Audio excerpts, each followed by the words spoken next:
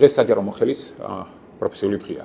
საჯარო მოხელები საქართველოს დამოუკიდებლობის დღიდან კეთილსინდისიერად ემსახურებიან ქართულ სახელმწიფოს. შეცდომების ყოფილა, მაგრამ საბოლოო ჯამში ყველა კრიზისში ისინი გვერდით ედგნენ ქართულ ხალხს და ქართულ სახელმწიფოს.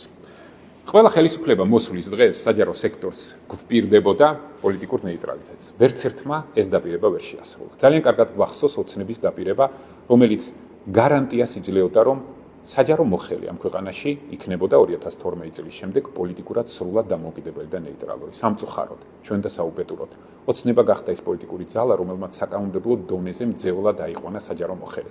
ოცნება გახდა ის პოლიტიკური ძალა, რომელმაც საკანონმდებლო დონეზე შექმნა რეპრესიული მექანიზმები საჯარო მოხელიზე ძალადობისთვის.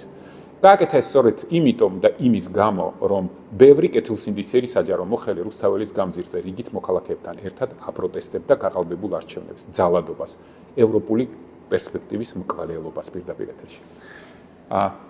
მე მესმის, რომ დღეს დიდი გამოწვევების წინაშე ვართ, მაგრამ დღეს განსაკუთრებით გულწრფელად მინდა მოგილოცოთ ეს დღე, თქვენი დღე. მე დარწმუნებული ვარ, რომ ამასაც გავუძლებთ. მე დარწმუნებული ვარ, რომ თქვენ ყოველთვის დააყენებთ ყველაზე მაღლა სახელმწიფოს, ქვეყნის და საქართველოს რიგითი მოქალაქის მსახურებას.